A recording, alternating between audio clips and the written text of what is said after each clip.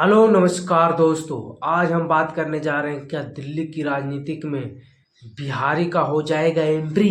जी हाँ, अभी दिल्ली के सीएम पर सस्पेंस बना हुआ है और खबरें ये आ रही है कि दिल्ली के मुख्यमंत्री पर चर्चाएं भी हो रही है।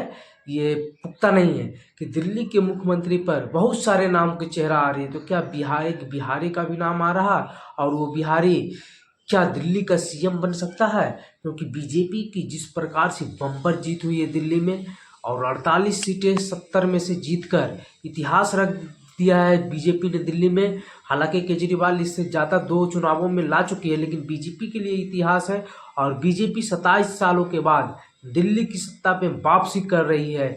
ये लेगेसी रही है सुषमा स्वराज जैसे, वो मुख्यमंत्री रही है दिल्ली की, फिर विदेश मंत्री भारत की बनी है।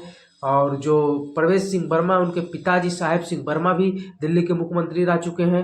तो बहुत सारे नामों की चर्चा चल रही है कि दिल्ली के मुख्यमंत्री कौन होगा। कहा यह जा रहा है कि जितने विधायक जीते 48 उन्हीं में से कोई एक होगा। कोई कह रहे हैं कि आउट ऑफ सिलेबस यानी बाहर से भी कोई हो सकता है और कोई कह रहा है कि बिहारी भी हो सकता है, क्योंकि दिल्ली के चुनाव, दिल्ली को बोला जाता है मिनी भारत, क्योंकि दिल्ली में पूरे भारत के लोग रहते हैं और दिल्ली के चुनाव से बहुत सारे राज्यों के चुनाव के बहुत सारे जातियों को साधा जा सकता है और इसीलिए बहुत सारे नामों की चर्चा चल रही है। और ख़ास करके बिहार में जो चुनाव है इसी वर्ष के लास्ट में, तो उसे देखते हुए ये कहा जा रहा है कि जो चुनाव होगा दिल्ली में, जो चुनाव परिणाम आया दिल्ली में, उससे बिहार की राजनीति को साधने की एक पुरजोर कोशिश है। क्योंकि बीजेपी को ठीक है कि बिहार में अपना मुख्यमंत्री बनाना है, बीजेपी पर प्रेशर पॉलिटिक्स करना है और बिहार और पंजाब दिल्ली की प्रायोरी लिस्ट में है और एक बंगाल, इन तीनों राज्यों में बीजेपी चाहती है कि अपना सरकार बनाए। तो इसीलिए बंगाल में तो भी चुनाव एक साल बाद है, पंजाब में भी बाद में, ये बिहार सबसे नज़दीक चुनाव है। और यही समीकरण देखते हुए, क्योंकि दिल्ली में पंजाबियों की अच्छी खासी संख्या है, पूर्वांचलियों बोले तो यूपी के कुछ क्षेत्र और बिहार, ज़्यादातर बिहारी का क्षेत्र आता है तो पूरे बिहार का ही। और हाल ही में एक खेसारी लाल यादव का भी बयान आया कि मनोज तिवारी को दिल्ली का मुख्यमंत्री बनाना चाहिए।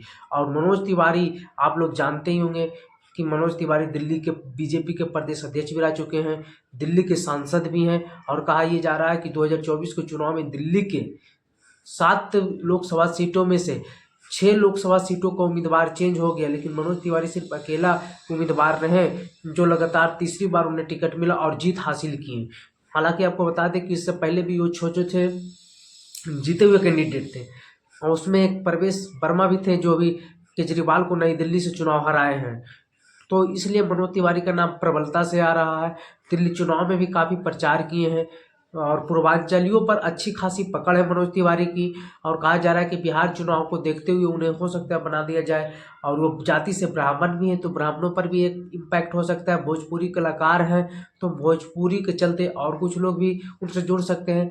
लेकिन बिहार में उनकी राजनीतिक, उनके ब्राह्मण होने का कितना इम्पैक्ट पड़ेगा बिहार में, ये देखने वाली बात होगी। क्योंकि बिहार तो जातियों की राजनीति का ही जड़ माना जाता है। तो दिल्ली चुनाव के बाद बिहार में क्या असर पड़ता है इसको भी देखना है। और हम आपको बता दें कि दिल्ली में मुख्यमंत्री के नामों में सिर्फ मनोज तिवारी ही नहीं और प्रवेश वर्मा का नाम चल रहा है जो केजरीवाल को हराए हैं। सुषमा स्वराज की बेटी का भी नाम चल रहा है, हालांकि वो सांसद है। बहुत सारे पंजाबी विधायक जो जीते हैं उनका भी नाम चल रहा है। मतलब कि बहुत सारे लोगों की, 8-9 लोगों की नाम है। हालांकि अभी तक डिस्क्लोज नहीं हुआ है, हो सकता है नरेंद्र मोदी भी विदेश यात्रा पर है, आने के बाद डिस्क्लोज हो।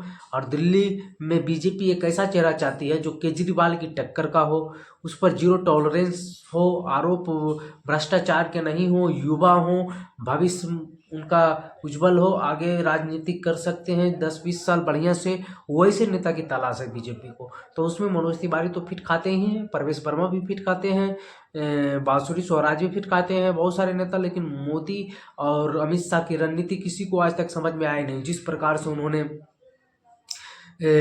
मध्य प्रदेश में किया, शिवराज सिंह चौहान के चेहरे दिखाकर चुनाव लड़ा और चेंज कर दिया, ये महाराष्ट्र में किया, उड़ीसा में किया, बहुत सारे राज्यों में किया, छत्तीसगढ़ में किया।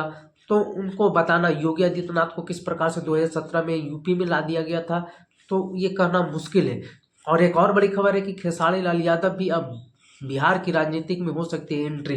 जिस प्रकार से उन्होंने मनोज तिवारी को लेकर बातें कही और कहा जा रहा है कि वो जल्द बीजेपी के इन्फ्लुएंस में आ चुके हैं और वो जल्द बीजेपी में शामिल हो सकते हैं, चुनाव भी लड़ सकते हैं बिहार विधानसभा का और बीजेपी के लिए चुनाव प्रचार भी कर सकते हैं।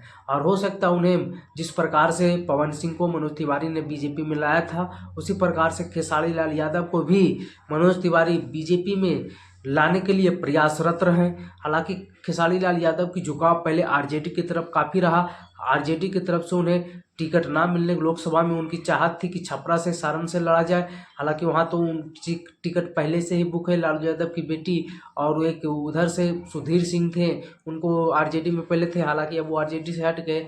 तो खेसारी लाल यादव को आरजेडी में स्पेस नाम मिलते हुए देख और बिहार में बीजेपी का भविष्य और देश में बीजेपी का जो रुतबा है उसे देखते हुए और भोजपुरी कलाकारों को, सभी कलाकार जितने भी राजनीतिक में गए हैं बड़े बड़े कलाकार, सभी बीजेपी में जाकर ही शामिल हुए हैं। तो कहा यह भी जा रहा है कि खेसारी लाल यादव अब अपने करियर से तंग आ गए, क्योंकि करियर खेसारी लाल यादव को 2023 तक पीक पर था और 24 में उनकी कैरियर थोड़ी सी ढलान की ओर जा रही है।